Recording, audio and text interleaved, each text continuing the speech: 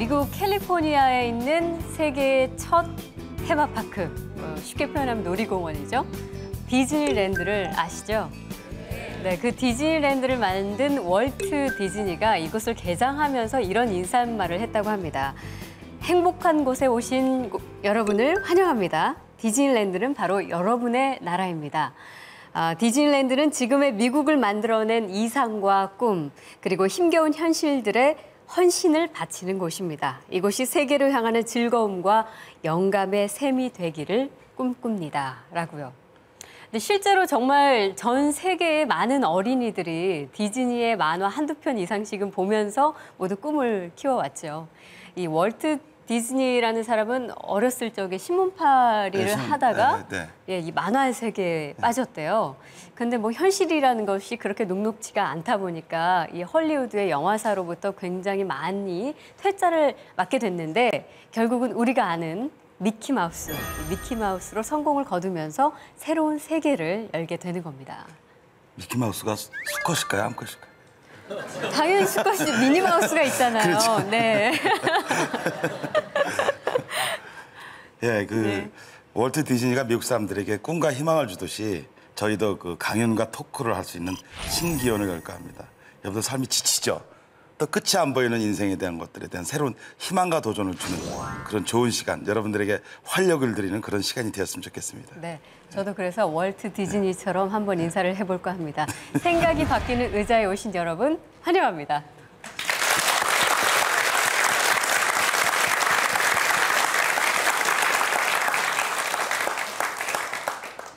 세계적인 수영 선수인 마이클 펠프스는 어릴 적에 주의력 결핍 과잉 행동장애, 우리가 알고 있는 ADHD 때문에 문제아 취급을 받곤 했었대요. 그래서 이것을 좀 치료해보자 해서 시작한 것이 수영인데 수영의 그 긍정적인 에너지를 다 발산하다 보니까 지금 세계 수영을 제패한 그런 인물이 되어 있죠. 사실 사람은 누구에게나 부족한 점이 조금씩은 있게 마련입니다. 그런데 그 결핍을 어떻게 긍정의 에너지로 바꾸느냐, 그거에 따라서 인생이 달라지겠죠. 자, 생각이 바뀌는 의자, 오늘 그 첫 강연자도 비슷한 분인데요. 어릴 적에는 말더듬이에 또 조금 못생긴 외모 때문에 늘 주눅이 들어있었던 아이였는데 지금은 이렇게 많은 사람들 앞에서 강연을 하는 강연자가 되신 분입니다.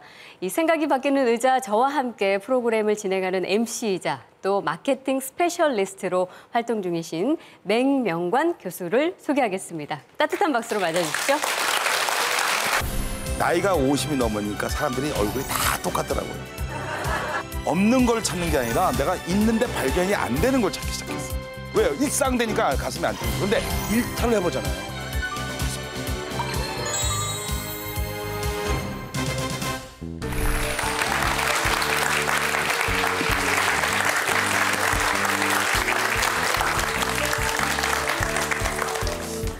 네, 오늘 저 MC처럼 제 이름을 정확히 불러준 분이 별로 없어요.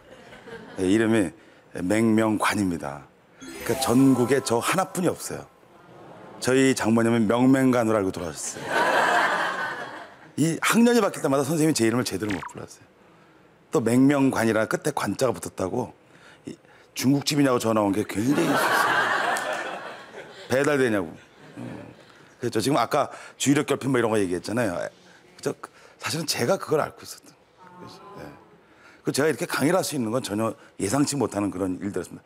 사실은 저희는 그냥 결핍만 있었어요. 결핍만. 그러니까 뭐 가정이 뭐 잘 살되거나 뭐 이런 것도 없고 뭐 엄청나게 뭐 관심을 줘서 교육을 하고 이런 게 저희는 없었어요. 제가 58년 개띠입니다. 이게 베이비 부모입니다. 제 친구도 아침이면 다 산에 올라가서 안 내려와요. 일하는 친구가 별로 없어요.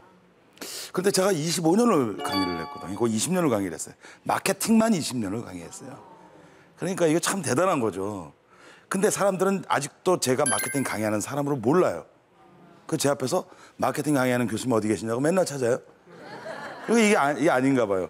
저는 뭐 MBA도 하고 공부 많이 했거든요. 근데 공부 안 한 사람처럼 보이나 봐요. 예. 왜냐면 그 원인은 얼굴에 있었어요. 예, 얼굴에. 어느 날 교회를 갔더니 교회 권사님이 제 손을 붙잡고 혀를 차면서 이렇게 말씀하셨어요. 내가 너의 얼굴을 위해서 기도해 줄게.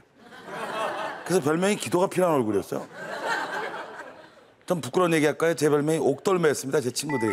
옥상에서 떨어진 매주. 참 이게 힘들었어요. 왜냐면 저도 장동건 같은 그런 잘생길 만한 DNA가 기회가 있는 거 아니에요. 그죠? 예, 근데 저는 끝났어요. 그리고 50년 동안 외모 컴플렉스에 시달렸잖아요. 나이가 50이 넘으니까 사람들이 얼굴이 다 똑같더라고요. 괜히 고생했어. 괜히 고생했어. 60 되면 사람들 건강이 다 비슷해요. 70, 80 되면 생사가 다 비슷해.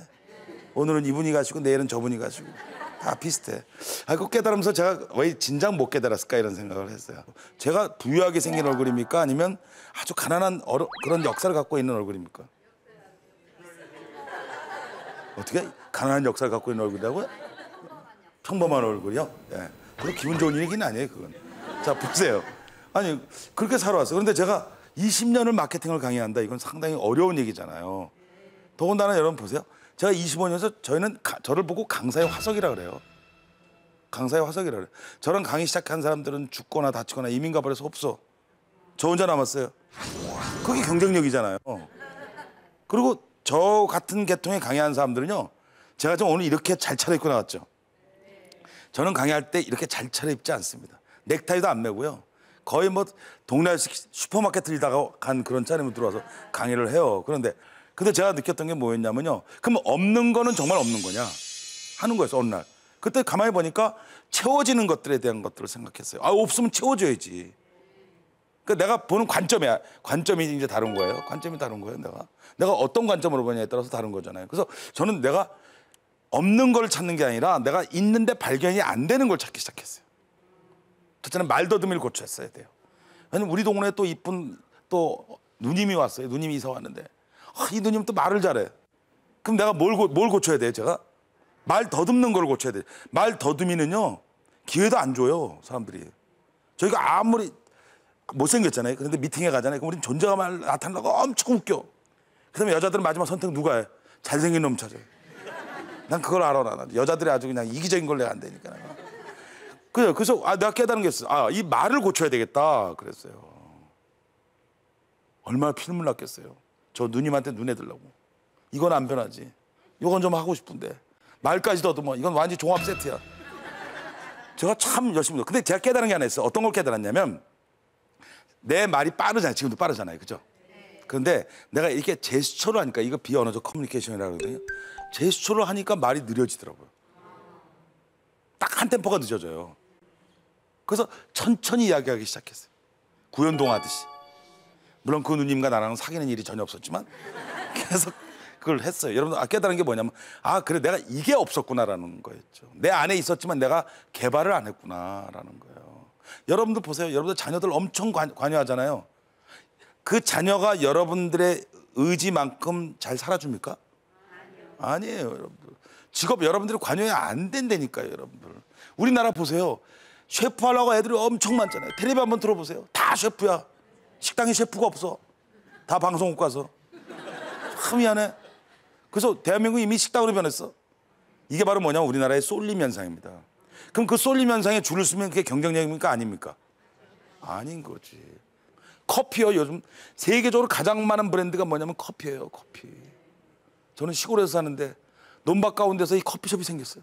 난 그 사장님을 이해를 못 하겠어. 뒤에서 농부들이 농사 짓고 있는데 어느 날 농부들이 야 오늘 날도 그렇지 않은데 에스프레소 한 잔 마시러 갈까? 그러고 가겠냐고.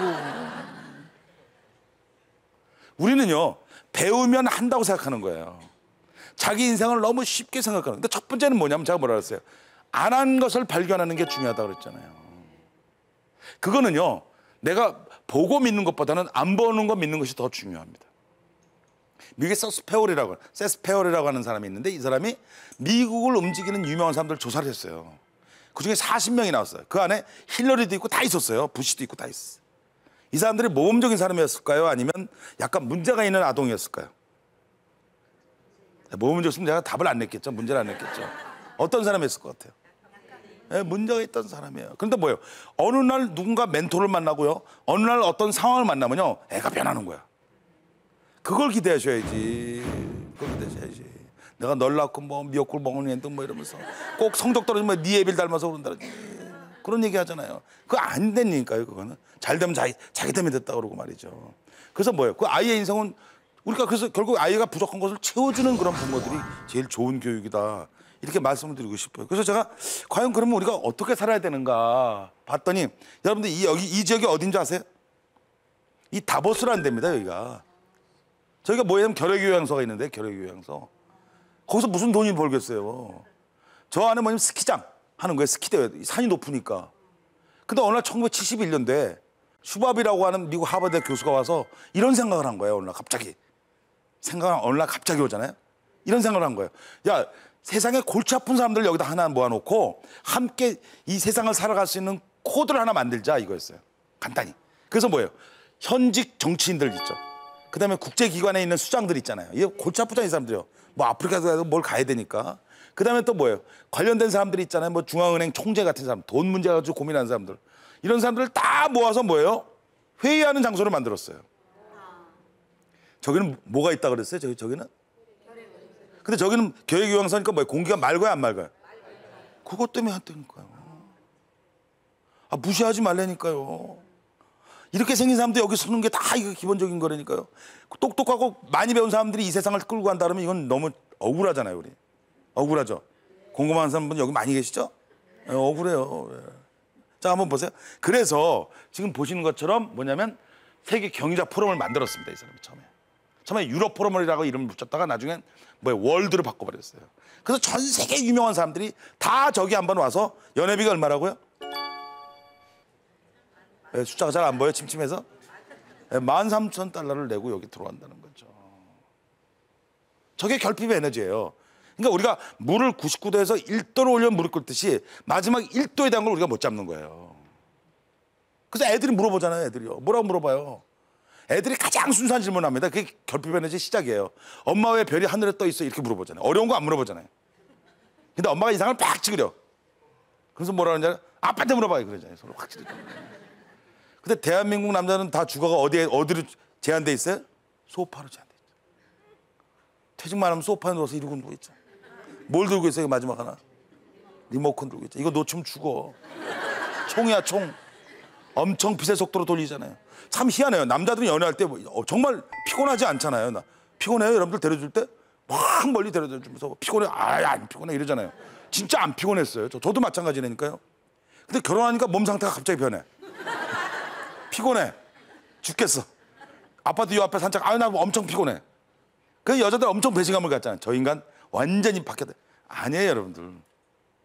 우리 몸에 도파민이라고 하는 이 호르몬이 나옵니다.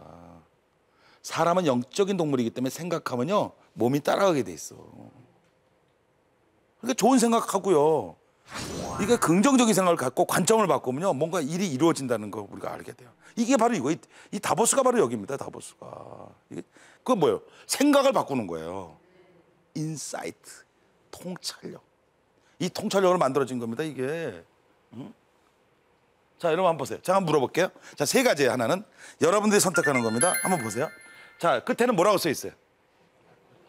발코니라고 써 있죠. 그 다음에 두 번째는 뭘로 써 있어요? 끝에는 저 발코니 한말로 뭐라고 써 있어요? 한자로요? 나는 난간이 좋다고 생각하시면 손 한번 들어보세요. 난간. 이거 나이 많이 드신 분이야. 난간. 저 세 단어는 다 똑같아요. 그죠?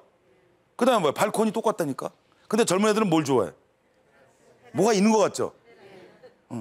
이 앞에 있는 베란다나 저 난간은 일상이라고 얘기하고요. 테라스는 일탈이라고 얘기해요. 똑같은 옷을 입는 게 아니라 뭐예요? 똑같지 않은 옷을 입는 거. 바로 그런 거예요. 그러니까 우리가 일상적인 일을 매일 하는 것.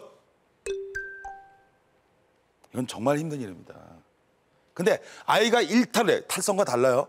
탈선은 지가 집 나가는 거야. 그럼 나쁜 짓 하는 거야. 일탈을 하면요. 뭔가 다른 각도가 보인다는 거예요. 우린 맨날 이 자리에서만 보잖아요. 그렇죠? 지금 결혼 오래 하셨죠? 지금 결혼 몇 년 하셨어요? 결혼한 지? 제가 한번 물어볼게요. 좀 오래 하신 것 같은데. 결혼한 지 몇 년 되셨어요? 예? 그거 물어볼게요. 내가 워낙 그쪽 마음은 아니었는데 그냥 물어보니까. 네, 결혼 몇 년 하셨어요? 결혼? 40년 됐잖아요. 사모님이 대단해. 본인 대단한 게 아니라 40년 됐죠. 지금 사모님 뭐 막 가슴이 막 뜁니까? 막 두근두근대고? 아니죠. 지금 뛰면 저번에 심장병이야. 우린 질병을 너무 감성적으로 얘기하지 말자니까. 그렇죠? 왜요? 일상되니까 가슴이 안 뛰는 거. 그런데 일탈을 해보잖아요. 가슴이 뛰어. 새로운 직업을 갖고 싶어. 아까 그러니까 예를 들면 이런 거예요. 하고 싶은 것 있잖아요. 그걸 밀어놨단 말이에요. 그런데 뭐예요? 내가 나이가 드니까 뭐예요? 이거 하고 싶어. 화가가 되고 싶었는데 의사를 살던 사람이 나중에 뭐예요? 다시 화가를 하는 거예요. 이건 뭐예요? 일상이 아니죠. 이건 뭐예요? 일탈이라고. 우리가 각도를 약간 비끼면요, 그 비어 있는 곳을 채우려고 하는 힘이 작동하는데 이걸 뭐라 하냐면 이거를 결핍 에너지다 그런 거지. 근데 여러분들의 생각은 뭐예요? 노멀한 아주 보통적인 정보를 갖고 있기 때문에 꼭 그래야 된다는 거야. 아니라는 거예요, 그게. 내가 창업하겠습니다 아니면 그룹 가겠습니다 하면 여러분들 어디를 택하시라고 하겠어요? 아들이 저 창업할까요? 아니면 S그룹을 갈까요? 그럼 여러분들 어디 가라고 그러시겠어요? 그러니까 평소에는 뭐 창업이 어떻고 젊은 애 패기 어떻고 그러는데 자기 아들 문제만 되면 너 S가? 그런데 뭐예요? 꼭 S그룹만이 모든 희망은 있을까요? 그렇지 않죠. 제가 직장 생활할 때 항상 초고속을 승진을 했어요. 물론 검증이 안 되니까 이렇게 자신 있게 얘기하지만 근데 어느 날 저한테 갈증이 생겼어요. 야, 이게 인생이 다냐. 저 어디로 가는 줄 알아요? 일본어도 모르는데 일본으로 뛰어갔어요. 일본으로. 아, 일본에 뭔가 있을 것 같아. 뭐 있긴 뭘 있어. 갔는데요. 거기서 뭘 받는 줄 알아요? 인텔리전트 빌딩을 받고요. 그다음에 커피가 프랜차이즈 한다는 걸 봤다니까요. 와보니까 벌써 우리나라 딱 1년 되니까 뭐 난리가 났던데 뭐예요? 앞서 봤다는 거 아시죠, 여러분들? 이게 통찰력이에요. 내가 남보다 앞서가는 것, 이게 통찰력이라고. 그 제 인생이 바뀐 거예요. 내가 만약에 열심히 했고 내가 개를 붙고 막 이렇게 로드맵이 있잖아요. 이렇게 다가 좋은 배우자 이제는 안 돼. 좋은 배우자 못 만나요.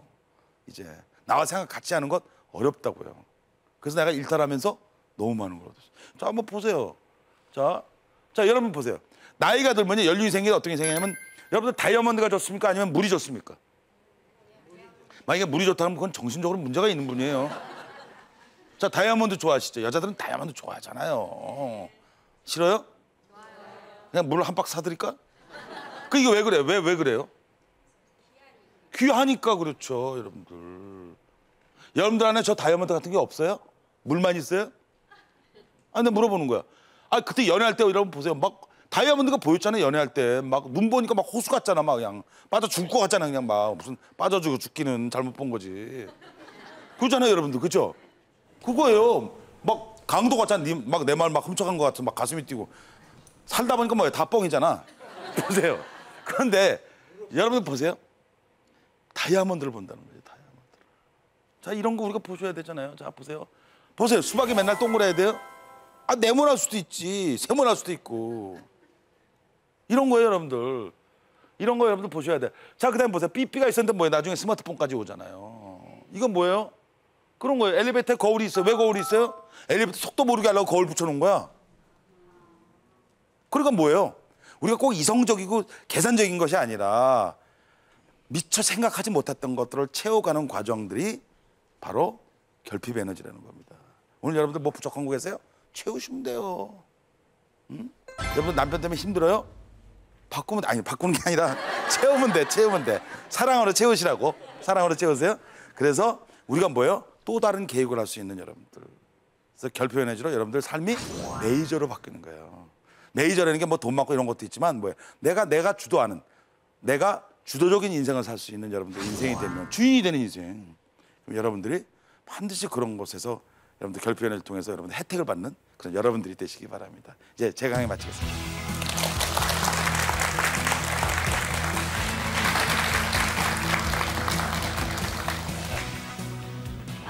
제 얘기하니까.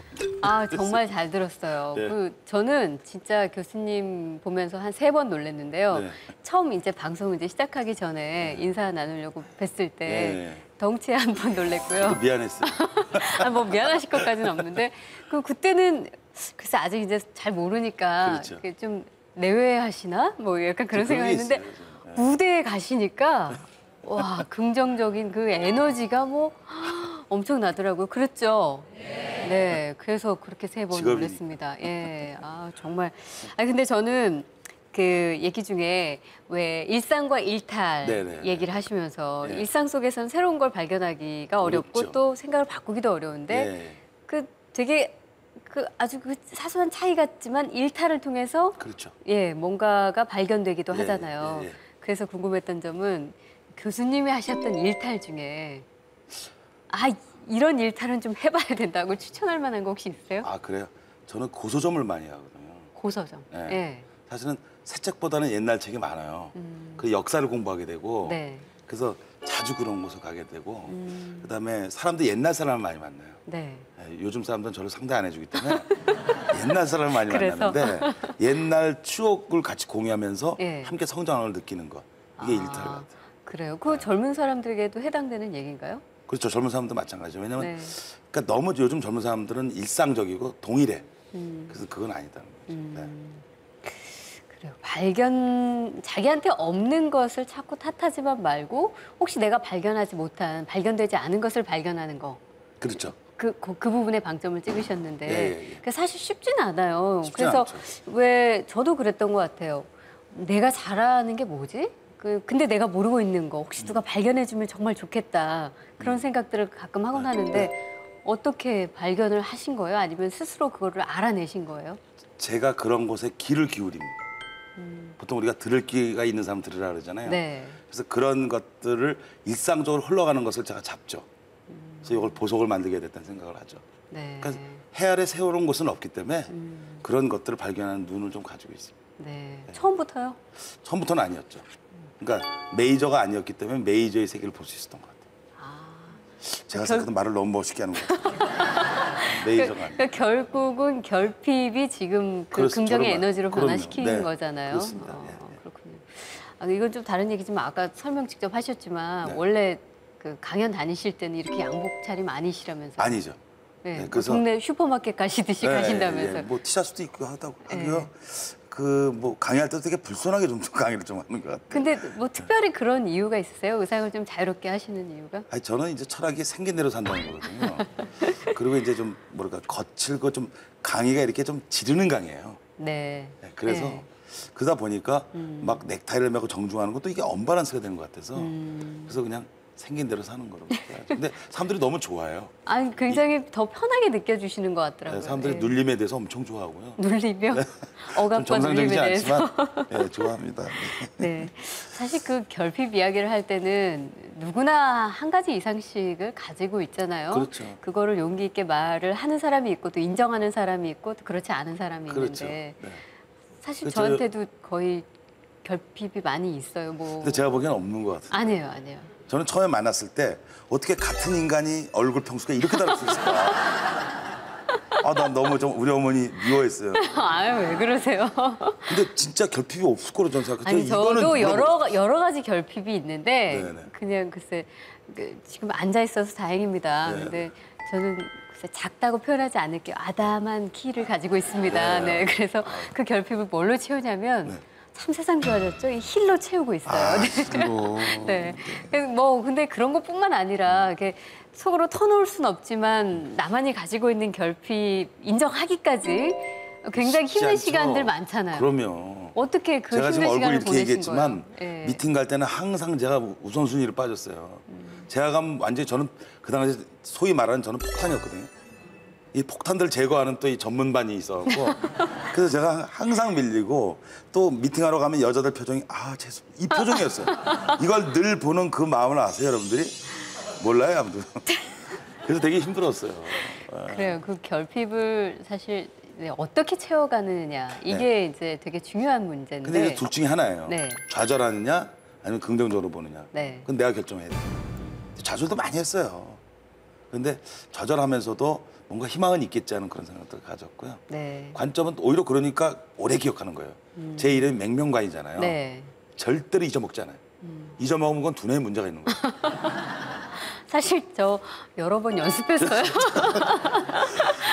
그러니까 브랜드인지가 저는 자동으로 되는 얼굴입니다. 네, 네. 이름이에요. 그래서 하여튼 뭐 그런 것들이 이제는 뭐 자연스럽게 내놓을 정도가 됐고 그래서 우리가 어느 한쪽에 막 부끄러워하고 힘들어 그럴 필요는 없다. 네. 그렇게 생각하고요. 다 이쁘면 뭐합니까 이게. 이 강남에 가면 이쁜 여자들 많잖아요. 다 똑같잖아요. 그걸 뭐 의가 형제라 그러대요. 의사 선생님 만든 그런. 그런 뜻이에요? 그래서 부모님 날 낳으시고 원장님 날 빚으시고 그러신다. 평범한 개성이 없잖아요. 네네. 근데 정말 그 생각이 어떠냐에 따라서 인생이 진짜 달라지는 게 그렇습니다. 우리가 보통 물 반컵을 바라보는 시선을 많이 그렇죠. 아시죠? 네. 물 반컵을 보고 누군가는 반컵이나 남았네? 혹은 그렇죠. 에이 반컵밖에 안 남았잖아 이렇게 네. 표현하기도 그렇죠, 하잖아요. 그렇죠. 생각이 다르고 보는 시선이 바로 다른 건데 그런 것과 네, 맥이 다 그렇습니다. 있을 것 같아요. 세계적인 설계사한테 물어봤대요. 예. 당신의 가장 자랑할 만한 그림이 뭐냐 그랬더니 앞으로 그릴 그림입니다 그렇게 얘기했대요. 난 아직 시작도 안 했거든요. 네. 그래서 저는 내 노후에 그래서 제가 요즘에 복싱을 배웠습니다. 복싱. 아 그래요? 네. 지금도 최고령자입니다. 하세요? 네, 복싱이고요. 그다음에 이제 공학을 지금 해서 지금 논문을 쓰고 있거든요. 올해. 그 사람들이 다 반대하잖아요. 저는 경영학을 했거든요. 근데 왜 공학을 하냐? 난 그게 괜히 해야 될 것 같은 느낌이 있죠. 새로운 도전에 대한 그 맛은 안 해본 사람 모르거든요. 네. 그래서 하니까 되더라고요. 그래서 그런 것들, 그런 건 내가 채워줘야 될 거잖아요. 긍정적으로 시도하는 것 이런 것이 굉장히 좋은데 우린 자꾸만 제재를 한다고요. 이렇게 하지 마라. 이것 때문에 안 된다 이렇게 하는데 그건 안 좋은 것 같아요. 그래서 저희 딸도 음악을 엄청 좋아해서 저도 참 고민 많았어요. 하여튼 좌우지간 기본적으로 공연에 제일 먼저 가는 게 저희 딸이었었어요. 그래요. 제가 맨날 그런 것에 대해서 욕을 하고 이렇게 비난을 했었거든요. 근데 지금 그 음악회사에 지금 다녀요. 아, 그래서 내가 많이 반성을 했습니다. 네. 아, 내 생각을 저렇게 강조해서 쟤를 힘들게 했구나 그런 생각. 이왕 이렇게 될 거면 좀 도와줄 걸 이런 생각이 들어서. 걔 인생이거든요, 사실은. 네, 네. 그걸 내 인생처럼 그렇게 월권했던 것들이 되게 좀 미안하죠. 그래요. 자, 사실 오늘 이게 강연도 준비하시고 이 프로그램 이제 MC를 같이 맡게 돼서 진행도 하셔야 되고 굉장히 힘드셨을 텐데 예. 저희가 이제 시작하면서 뭐 여러 가지 이야기를 나누기는 했지만 네, 그래도 조금 다른 점이 있었을 것 같아요. 네. 그 강연장 다니시면서 강연하셨을 다르죠. 때랑 오늘 이제 직접 맡으신 예, 프로그램에서 강연하신 거잖아요. 예. 어떠셨어요? 저는 요즘 강연을 이제 이렇게 말하면 빙자한다고 얘기를 하는데 강연 프로그램을 보면서 좀 분노하는 게 하나 있습니다. 그게 왜요? 뭐냐면 강연이 아니라 이거 개그를 하고 있는 거거든요. 그러니까 쉽게 말하면 말장난하는 그런 프로들이 생기고 개인적으로 얘기할 것들을 공개적으로 얘기하는 그런 프로그램들이 생겼단 말이에요. 심리치료 같은 걸 공개적으로 얘기하는 걸 프로그램을 엮어가는 네. 그런 프로그램들. 그래서 좀 더 이 지식사회에 정말 지식 없이는 살 수 없는데 우리가 언제까지 저런 프로그램을 봐야 되는가. 그래서 우리가 좀 생각을 좀 바꿔야 되겠다. 이 세상도 변하잖아요, 지금. 권력 구조도 바꾸고 다 바뀌는데 네. 우리 생각만 계속 있어서는 안 되겠다. 그래서 제가 스티브 잡스가 의자에 앉아 있는 그 사진을 보고 딱 생각했던 게 이 생각을 의자가 있어야 생각. 그래서 여러분들 집에 보면 소파를 두기 때문에 남자들이 게으른 거예요. 그 소파를 치우고 의자를 두세요. 그리고 서양을 보니까 네. 아이들 교육을 생각하는 의자를 뒀더라고요. 그렇더라고요. 예. 저도 한번 사용해봤어요. 아, 그래요? 잘 먹히진 않았습니다. 저희에게 남편분은 안 친 게 아니까. 아니요. 그래서 그걸 보고 그래 우리가 체벌하는 게 아니라 생각하는 그런 기능들 좀 많이 가져야 되겠다. 네. 그래서 프로그램을 이렇게 계획하게 된 거여서 그런 프로그램 좀 됐으면 좋겠어요. 네. 자, 오늘 아주 멋진 강연과 또 진행을 해주신 우리 맹명관 교수께 따뜻한 박수 다시 한번 보내주시기 바랍니다.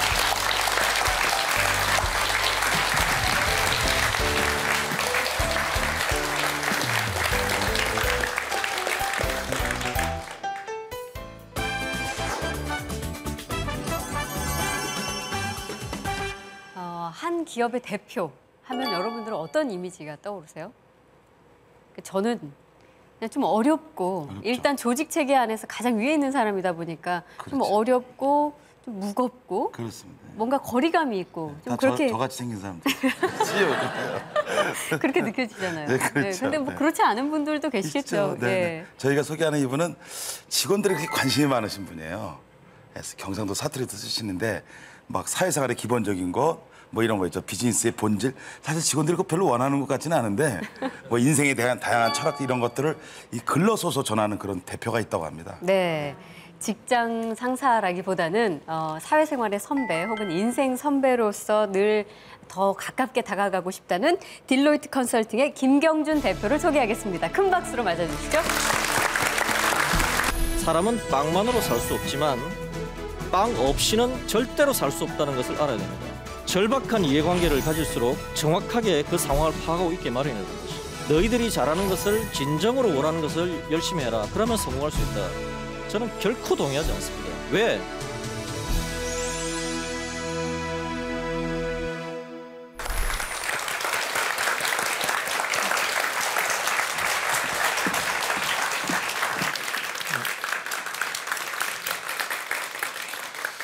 네, 안녕하세요. 김경준입니다. 근로 직원들에게 이렇게 교류를 했다고 저를 먼저 소개를 해주셨는데 사실 한 회사의 대표이사가 직원들에게 보내는 메일은 그 자체로 스팸입니다. 예, 잘 읽지 않습니다. 물론 이제 혹시 안 읽으면 불이익이 있지 않을까 해서 읽기는 읽겠습니다만은 사실 그렇게 큰 흥미를 느끼지는 않죠.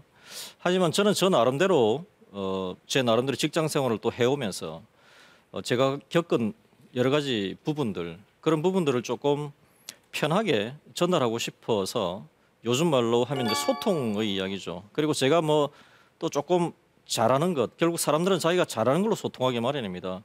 운동 잘하는 사람들은 운동으로, 술 잘 마시는 사람들은 잦은 술자리로. 저는 글을 조금 잘 쓰니까 그렇게 이제 하게 되었는데 그게 또 사실 의외로 또 반응도 좋았고 심지어는 회사를 떠나는 직원들이 저한테 인사 와서는 조금 부풀리기는 했겠지만 회사를 떠나는 것은 개인의 사정으로 떠나지만 대표님께서 보내시는 그 편지를 한 달에 한 2번 못 읽는 것은 좀 섭섭하다, 이런 이야기를 듣는 기쁨도 맛보았습니다. 오늘은 제가 그렇게 이야기한 것들 중에서 조금 제가 좀 강조하고 싶었던 중요한 포인트들을 한번 여러분과 한번 나눠보고 싶습니다. 이 자리가 생각이 바뀌는 이런 일종의 주제를 가지고 있기 때문에 저는 제목을 사실 많이 고민을 했습니다. 그래서 이제 제목을 저는 삶과 사업의 허상과 진실을 구분하는 통찰력이라고 저는 표현 지었습니다. 세상에 상당히 많은 이야기들도 있고 듣기 좋은 이야기도 있고 듣기 싫은 이야기도 있습니다. 여러 가지 이야기가 있는데 사실 어릴 때는 겉만 보게 되죠. 이제 나이가 차츰차츰 들면서 이런저런 것들이 구분되기 시작하는데 저는 사실 20대 때 제가 나름대로 맞다고 생각했던 부분들에 또 많은 부분들이 나이가 들면서 그렇지 않다는 부분들을 또 느끼게 되었습니다. 그런 부분들을 조금 더 제 나름의 생각으로 한번 이야기를 해보고 싶었는데요. 그런 점에서 제가 아까 말씀드린 직원들에게 보낸 편지들을 또 몇 년 쓰다 보니까 모이더라고요. 그래서 그것을 책으로 한번 묶어봤습니다. 그것이 바로, 제목은 좀 거창합니다. 통찰로 경영하라라고 하는 책이 바로 그 책인데 제목은 거창하지만 사실은 편지글이기 때문에 소위 말해서 그렇게 딱딱하지는 않습니다. 근데 그 중에 나왔던 여러 가지 이야기들을 말씀드린 대로 한번 시작해 보도록 하겠습니다. 먼저 제가 한번 질문을 던져보겠습니다. 컨설팅 회사는 사실 다양한 이야기, 그 과제들을 고객들로부터 의뢰를 받아서 또 그 부분에 대해서 고민을 해보고 나름대로 합리적인 대안을 찾아서 제시하는 것으로서 그 가치를 전달함으로써 저희들은 돈을 받고 운영해 나가는 그런 관점이죠. 상당히 다양한 주제가 오기 때문에 저희들은 직원들을 뽑을 때 인터뷰를 상당히 여러 단계에 걸쳐서 보죠. 그중에 여러 가지 질문 중에 좀 엉뚱한 질문도 한 번씩 합니다. 그건 지적으로 굉장히 챌린지할 때 어떤 방안을 보이냐도 있기 때문인데요. 그중에서 한때 전통적으로 많이 썼던 질문입니다. 자, 제가 지금 질문을 드리면 한 분 한 분이 저희 회사에 와서 지원해서 인터뷰를 본다고 한번 생각해 보십시오. 그럼 제가 이제 이렇게 질문을 던집니다. 우리 고객이 우리에게 와서 어떤 이유로 우리나라에 쥐가 몇 마리 있는지를 알아왔으면 좋겠다. 그런데 그 쥐가 몇 마리인지에 대해서 알아와서 우리에게 말해 줄 수 있는 시간은 단 3일이다. 3일 안에 그 답을 나에게 가져와라. 당연히 거기에 따르는 수수료는 후하게 지불하겠다라는 질문을 받았다고 생각을 해보세요. 일단 굉장히 답답하시죠? 예. 아니 이런 데 가면 이런 일을 하나? 사람을 놀리나? 일단 굉장히 기분이 안 좋아집니다. 이런 이야기를 들으면. 그런데 그렇다고 해서 그런 거를 바로 나타내면 안 되는 거죠. 여러 가지 질문들이 나옵니다. 제가 접했던 가장 탁월했던 대답은 바로 이겁니다.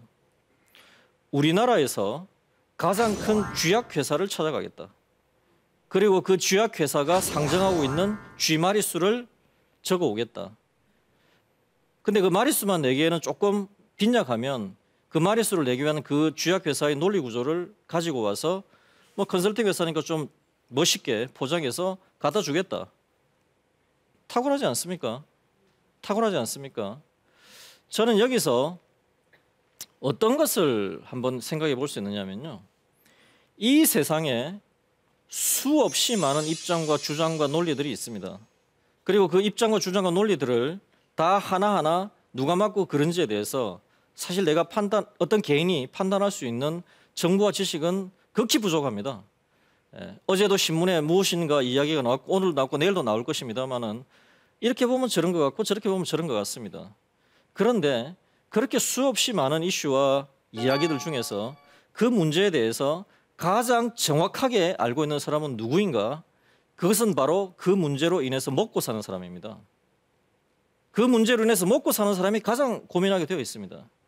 그 문제로 관해서 글을 쓰는 사람, 고민은 하지만 고민의 폭이 그렇게 크지 않습니다. 그래서 항상 저는 어떤 이야기를 하느냐? 절박한 이해관계를 가질수록 정확하게 그 상황을 파악하고 있게 마련이라는 것이죠. 쥐에 대해서 고민하는 사람은 쥐약회사, 쥐덫 회사, 고양이 키우는 회사, 고양이 사료 회사 등등등입니다. 그렇지 않습니까? 쥐에 대해서 고민하지 않으면 나의 생존이 보장받지 않을 때 그 문제를 고민하게 되어 있습니다. 입맛과 취향은 개별의 차이지만 관점과 세계관은 언제 형성이 되느냐? 그것은 대략 10대 후반에서 20대 후반까지 10년 동안에 만났던 사람, 읽었던 책, 들었던 이야기, 접했던 사고체계에서 결정이 납니다. 그래서 굉장히 중요한 거예요. 그때 어떤 사고체계가 자기에게 흡수가 되냐에 따라서 그 사고체계 세계관으로 세상을 바라보기 시작하는 겁니다. 문제는 그때 그 세계관이 현재 실질적으로 존재하는 세계관과 그리고 앞으로 나아가야 할 세계관과 일치가 되면 관점이 정확해지고 자신의 인생을 거기에 맞춰서 튜닝이 되지만 그것이 어긋나 버리면 이상한 세계관을 받아들여 버리면 좀 심한 말로 또라이가 되는 겁니다. and 잘못된 세계관을 받아들여 버리면 사실 제가 살아보니까요. 의외로 생각을 바꾸는 게 너무 어렵다는 것을 저는 알고 있습니다. 그때 20대 후반까지 겪었던 그 나름대로 그 세계관 그것을 웬만한 경험과 웬만한 용기를 가지고는 의외로 참 바뀌지 않습니다. 왜? 세상은 너무나 다양하기 때문에 어떤 관점도 다 설명할 수 있는 이야기들이 있습니다. 저만 하더라도 80년대 초반에 대학에 들어와서 그때 나름대로 대학가를 지배했던 아니면 일반적인 사고방식에 어떤 사고방식이 있습니다. 제 나름대로 이리저리 읽어보고 그때 나름대로 저도 공감을 많이 했습니다만은 저 같은 경우는 생각이 완전히 많이 바뀌었습니다. 그것은 제가 뭐 달리 해서가 아니라 그 이후 사회생활과 제 실질적 생활을 한 20년 하다 보니 어쨌든 많이 바뀌었어요. 그 구체적인 이야기를 제가 뭐 굳이 드리지는 않겠습니다만은 제가 봐도 20대 초반에 제가 나름대로 저에게 받아들여지었던 어떤 그 관점 그것이 결국 바뀌는데 저는 20년이 걸린 겁니다. 제 관점이 옳다 그러다를 떠나서 그 정도로 바뀌기가 어려운 것이고 그래서 저는 10대 후반에서 20대 초반의 젊은이들에게 올바른 세계관, 관점을 갖도록 해주는 것이 얼마나 중요한지에 대해서 말씀을 드리는 것이고요. 특히 그 연배에 계신 분들은 그런 부분에 대해서 문제의식을 한번 가져보실 필요도 있을 것 같습니다. 자, 이제 인생을 살아가면서 누구나 또 자신의 일을 하면서 자신의 가치를 만들어갑니다. 저는 이렇게 먼저 표현하고 싶어요. 흔히 말해서 사람은 빵만으로 살 수 없다는 이야기를 함부로 합니다. 인생의 의미, 행복 이런 걸 이야기하면서 물론 중요한 이야기죠. 하지만 정확하게 이야기를 한다면 사람은 빵만으로 살 수 없지만 빵 없이는 절대로 살 수 없다는 것을 알아야 됩니다. 앞에 이야기 빵 없이는 절대로 살 수 없다는 것을 빼고 뒤에 이야기만 하면은 마치 벙벙한 몽상적인 이야기나 하면서 뭐 행복이니 본질이니 인생이니 이런 이야기나 뭐 공상이나 해가는 것이 뭐 진정한 인생인 것처럼 함부로 이야기하는데 그건 완전히 저는 잘못된 것이라고 감히 말씀드리고 싶어요. 사람은 빵 없이는 살 수 없다는 것도 정확하게 이해를 한 다음에 빵만으로 살 수 없다는 것으로 나아가는 것입니다. 그것이 잘못되어 버리면 사람이 공허하게 되는 것이에요. 그래서 사람이 직업을 가지고 돈을 번다고 하는 것은 굉장히 중요해요. 왜? 그것은 직업을 가진다고 하는 것은 내가 사회적으로 가치를 만들 수 있는 나의 영역이 생겨나는 것이고요. 돈을 번다고 하는 것은 내가 만드는 그 가치를 인정을 그렇게 받는 과정입니다. 그것은. 그게 굉장히 중요한 것인데 그래서 결국은 누구나 자기가 잘하고 자기가 원하는 하고 싶은 것을 가지고 직업으로 삼고 싶어 하죠. 그래서 그런 점에서 저는 can하고 want라고 저는 표현했습니다. 이런 두 가지의 디멘전, 소위 말해서 그 차원이 있는 것이죠. 그래서 한 차원은 굉장히 내가 잘하는 것입니다. 그러나 굉장히 하고 싶어요. 제가 우상단에 별로 표현했죠. 내가 굉장히 하고 싶어하고 내가 너무나 다행히 너무 잘하는 것이 나의 직업이 되면 그 사람은 얼마나 행복하겠어요. 또 하나는 내가 굉장히 잘합니다. 근데 별로 하고 싶지가 않습니다. 참 고민이 되는 거예요.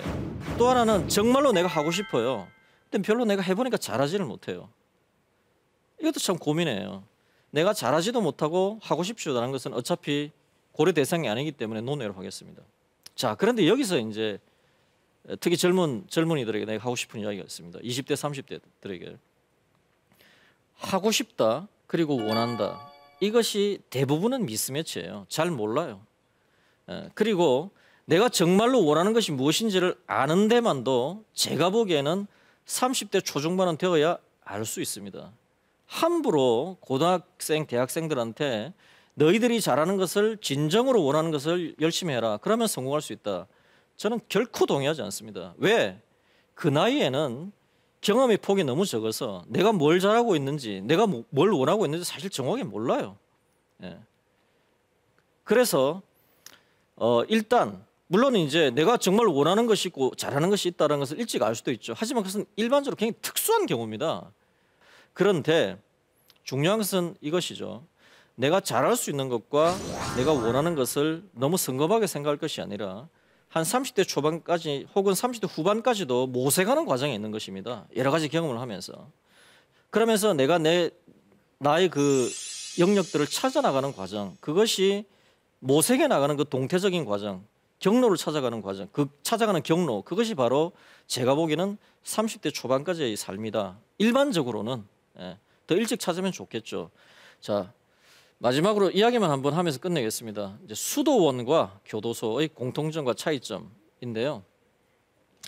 이 마스시다 고노스케라고 파나소닉의 창업주가 뭐 굉장히 유명하다는 건 다 아실 겁니다. 사실 일본에서 경영의 신이라고까지 일컬어지는 분이시죠. 근데 이분이 이제 이런 말씀을 하셨어요. 이 세상에 수도원과 교도소가 있다. 그죠? 수도원과 교도소가 있는데 수도원과 교도소의 공통점과 차이점이 뭐냐라고 하는 거죠. 공통점은 이거죠. 양쪽 다 일단 갇혀서 산다. 갇혀서 살잖아요. 마음대로 못 나오잖아요. 물론 어떤 사람은 끌려 들어가고 어떤 사람은 자기 발로 들어갔지만 일단 들어가면 나오는 것은 뭐 쉽지 않습니다. 그다음에 그 갇혀서 산다고 표현하는 만큼 굉장히 엄격한 규칙에 따라서 삽니다. 뭐 교도소도 저는 아직 들어가 보진 않았습니다만은 뭐 희망컨대 앞으로도 안 들어갔으면 좋겠습니다. 뭐 들어갈 일은 없을 것 같습니다만은 수도원도 마찬가지로 아침에 일어나고 일하고 딱딱 그 정해진 규칙에 따라서 엄격하게 살죠. 그리고 최소한의 음식만 줍니다. 그죠? 최소한의 음식만 주고 잠자리가 아주 불편합니다. 그럼에도 불구하고 수도원에 사는 사람들은 거기를 정말 천국이라고 생각하고 교도소 자기 발로 나갈 수 있어요. 그래도 안 나가는 거예요. 교도소는 지옥이라고 생각하죠. 어차피 나갈 수도 없으니까 나가지도 못하는 겁니다. 그 차이가 뭘까? 마스시다 고노스케라는 이 위대한 경영자는 이렇게 얘기했습니다. 그것이 바로 세계를 바라보는 관점의 차이고 어떤 마음가짐으로 세계를 바라보느냐는 관점의 차이다. 라고 이제 보는 거죠. 사실 물리적인 공간으로는 동일하지만은 거기에 따라서 어떤 공간으로 만들어내느냐 하는 것입니다. 이 이야기는 사실 자칫 잘못하면 뭐 마음가짐에 따라서 뭐 모든 게 다 달라진다라고 하는 또 어떻게 보면 좀 황당한 그런 그 몽상으로 흘러갈 수도 있습니다만은 제가 이야기를 굳이 마지막에 하는 이야기는 뭐냐면 앞에 말씀드렸다시피 사람은 빵만으로 살 수 없다.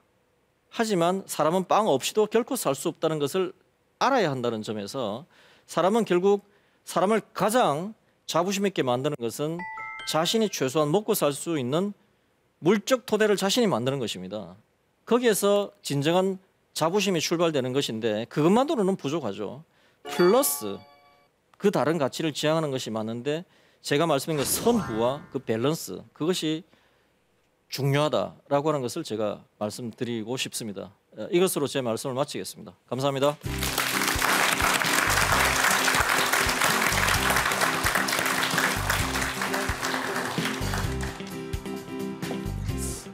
아유, 강연 잘 들었습니다. 아이고 감사합니다. 뭐 거의 시간 가는 줄도 모르고 강연에 빠져들면서 아유, 예, 아주 감사합니다. 잘 들었습니다. 네네. 근데 이제 강연하시면서 여러 가지가 인상적이었는데 그 중에 하나는 변하면서 변하지 않는 것.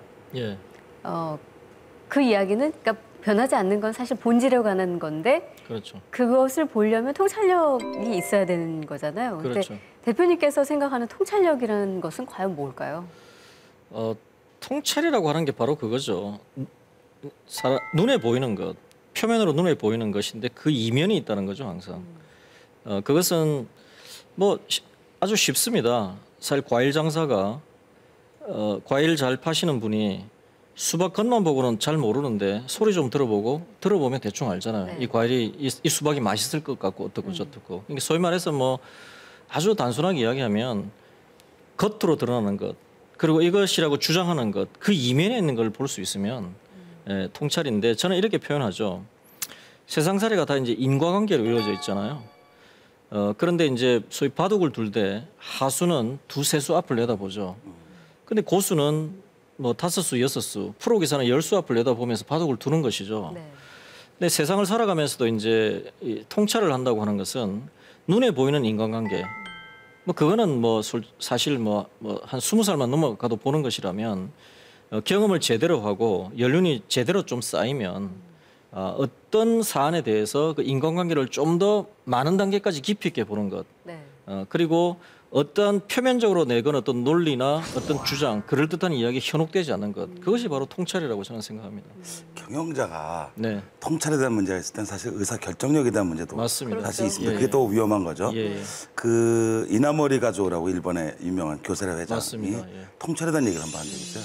뭐라고 얘기냐면 그 성찰이 연마한 직관이다. 그래서 되게 어려운 말이죠. 어휴. 그 성찰이 연마한 깨달음을 직관. 통해서 계속했던 것들이 예, 보는 어떤 직관 네. 바로 볼 수 있는. 그러니까 그건 결국 의사 결정에 대한 문제란 말이에요. 그렇죠. 그럼 경영자에서 진짜 그 통찰이라는 건 어떤 역할을 할 수 있나요? 그 정말 그 이나모리 가족 회장이 대단한 말씀을 하셨는데 그 이나모리 가족 회장은 다 아시다시피 그 교세라를 창업하시고 그렇죠. 나중에 제 기억에 한 환갑 전후에 은퇴를 하신 다음에 스님 생활도 5년인가 하셨던 적이 맞습니다. 있죠. 그 정도로 사실은 경영자지만 상당히 철학자적인 측면이 있으셨던 분이고 불교이기 때문에 불교는 항상 소위 매일 정진하고 생각하고 하면서 이제 자신의 사고적 지평을 넓혀나가는 어떤 그런 관점에 있는 것인데 뭐 그런 관점에서 그분이 이제 계속 성찰하면서 직관을 넓혀나간다고 하는 부분을 전 또 이렇게 생각하고 싶네요. 항상 어떤 사안에 대해서 고민하다 보면 내공이 쌓인다. 이런 것이죠. 이런 부분은 지식도 아니고 그렇게 봅니다. 소위 말하는 지식인들 머리에 든 건 많지만 현란하기만 하고 그 본질을 꿰뚫지 못하는 사람이 또 제가 보기에는 뭐 수없이 많습니다. 근데 이제 내가 갖고 있는 그런 중심적 관점이 없으면 그런 말이 휘둘리게 되어 있습니다. 그렇죠. 그럴듯한데 네. 그런 점에 있어서 그 통찰이라고 하는 게 중요한데 지금 뭐 질문하신 내용 중에서 의사결정에 있어서 통찰은 마찬가지입니다. 어떤 의사결정을 한다고 하는 것 그것은 개인이 삶을 살아가면서 하는 의사결정도 많고 특히 뭐 기업에 있어서의 장이라면 더 할 것이 없겠지만은 특히 그 입장에서 볼 때 어떤 의사결정을 할 때 그 의사결정을 하는 데서 필요한 지식이 있을 것입니다. 근데 그것은 기본적으로 갖춰야 하는 것이고 조직이 보완합니다만은 그 통찰이라고 하는 것은 그는 사실 경영자의 고유의 것입니다. 그건 조직이 보완할 수 없거든요. 자, 그것은 무엇인가? 바로 내공이죠. 어떤 사안을 볼 때 이것이 겉으로 드러난 논리체계 이면에 있는 그 무엇, 그 인간을 다룰 때 있어서도 단순한 어떤 뭐 돈을 더 주면 열심히 일을 더 할 것이다라는 그런 인간관계를 넘어서는 그 무엇이 있어야 되는 것이거든요. 하지만 그런 경제적 인간관계가 없는 상태에서 인간 자체에 대한 이야기를 하는 것도 또 저는 허황되다고 보는 거죠. 자, 그런 점에서 저는 이나모리 가족 회장께서 말씀하신 거는 그 소위 아메바 경영이라고 하는 것이 그렇죠. 팀을 쪼개줬을 때 어떤 상호 역학 관계가 생기는 것이냐 이런 부분에 있어서 대단한 소위 말하는 진짜 통찰력을 가졌던 분이라고 저는 생각합니다. 이런 질문을 들으면 어떤 답변이 나올지 좀 궁금하긴 한데 대표님 스스로 생각할 때 통찰력이 있으시다고 보시나요? 통찰력이 있다고 봅니다. 네. 그러시군요. 상대적으로. 상대적으로. 예. 네. 그 상대적으로 사람이 사실 한 인간이 이 세상 우주 만물의 그 이야기의 원리를 얼마나 이해하겠습니까? 저 자신도. 하지만 이제 그 이야기는 할 수 있죠. 저는 어릴 때 제가 초등학교 다닐 때 고등학교 다니는 사촌 형 보면 진짜 어른 같았고요. 네. 제가 고등학교 가서 뭐 대학원 정도 다니는 동네 형 보면 뭐 완전히 할아버지 같았고 제가 한 30 정도의 뭐 저희 아버지 연배 보면은 또 뭐 그렇게 보이는 거죠. 네. 자, 그런데 제가 고등학교 때는 또 그래 보였지만 또 제가 고등학생 돼 보니까 똑같고 대학원 언저리 나이 가보니까 똑같고 네. 지금 저도 뭐 한 50이 넘었지만 마음은 똑같습니다. 네. 예, 그래서 흔히 말해서 뭐 몸은 김정구요 마음은 서태지라고 하는 이야기가 있는데 마음은 똑같습니다. 다만 그런데 제가 그거는 있어요. 어릴 때는 나이가 들면 사람들이 다 거기에 걸맞는 경험과 품위와 관점이 생기는 줄 알았는데 전혀 그렇지 않더군요. 나이 들어 보니까 50 되어도 철없는 애는 철이 없고 네. 나이가 70이 들어도 철이 없는 사람은 없는 것 같습니다. 무슨 말이냐? 저는 그래도 제가 지금까지 살아오면서 최소한 내가 하는 일에 대해서 어떤 가치를 낳는지에 대해서 그래도 비교적 좀 고민을 하는 편이었고 어떤 사람이 어떤 이야기를 할 때 그 이야기가 갖고 있는 것을 이해하는 데 필요한 지식을 나름대로 좀 습득하려고 노력도 해본 것 같고 뭐 이런저런 부분들이 있다 보니 뭐 그래도 제 나이에 어느 정도 걸맞는 정도의 관점은 가지고 있다라고 이제 자평을 하는 것이죠. 네. 그런데 이 정도도 쉬운 것은 아닙니다. 제가 본의 아니게 김경준 대표에게 그 자신의 통찰력이 있음을 자랑하는 시간을 드리고 말았네요. 그럴 의도는 없었습니다. 감사합니다. 이런 질문 하셨어요. 근데 사실 지금 뭘 잘할 수 있는지 혹은 하고 싶은 일이 있는지 뭐 그런 이야기를 했지만 그거를 가지고 있는 사람은 그나마 행복한 것 같아요. 그렇죠. 근데 그보다도 맞습니다. 네. 잘하는 게 뭔지도 모르고 하고 싶은 것도 없다. 사실 사회적으로 우리가 받아들였을 때 30대 초반쯤에 그걸 발견했다면 이 사회적인 스피드상에 굉장히 늦게 따라가는 거잖아요. 맞습니다. 그런 분들에게는 어떻게 말씀해 주시겠어요? 굉장히 어렵고도 정확한 말씀을 하셨어요, 사실은. 그런데 인생은 저는 그렇습니다. 인생은 등속이 아닙니다. 제가 카이로스와 크로노스를 이야기했습니다만 어떤 시기에는 굉장히 발전하는 시기가 있고 누구에게나 어떤 시기에는 굉장히 정체되고 슬럼프에 빠지거나 오히려 퇴보하는 시기가 있게 마련입니다.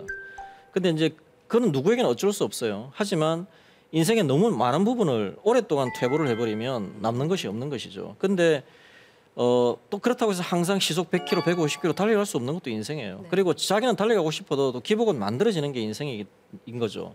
즉 달리 말하면 저도 그런 시기가 있죠. 내가 뭘 잘하는지도 모르겠고 내가 뭘 하고 싶은지도 모르겠고 심하게 말하면 내가 왜 살아야 되는지도 모르겠다. 네. 그런 시기는 누구에게나 있어요. 하지만 이제 그런 시기가 있다 없다가 문제가 아니라 그 누구에게나 온다 하더라도 그런 시기에도 중심을 잃지 않고 너무 이제 무너지면 안 되는 거죠.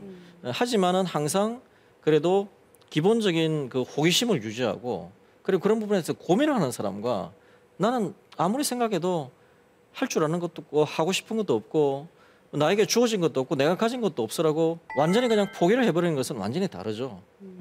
제가 그래서 아까 말씀드렸다시피 수도원과 그 교도소 이야기를 그래서 한 겁니다. 상황은 누구에게나 어떤 상황이나 올 수 있습니다만은 그래도 세계를 바라보고 인간을 이해하는 기본 관점이 무엇이냐에 따라 가지고 항상 달라지는 것이죠. 그래서 저는 상당히 좋아하는 이야기가 인생은 속도가 아니라 방향이다. 라는 이야기를 참 좋아합니다. 네. 오늘 굉장히 다양한 시선과 또 생각을 공유해 주신 딜로이트 컨설팅의 김경준 대표께 다시 한번 따뜻한 박수 보내주십니다. 감사합니다.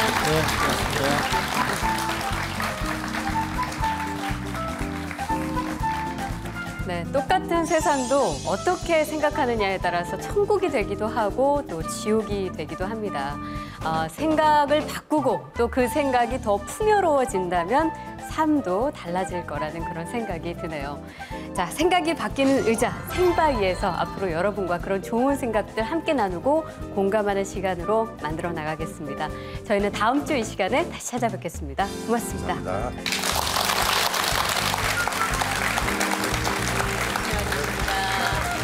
사람은 빵만으로 살 수 없지만 빵 없이는 절대로 살 수 없다는 것을 알아야 됩니다. 나이가 50이 넘으니까 사람들이 얼굴이 다 똑같더라고요. 괜히 고생했어. 왜? 일상되니까 가슴이 안 뛰는. 근데 일탈을 해보잖아요.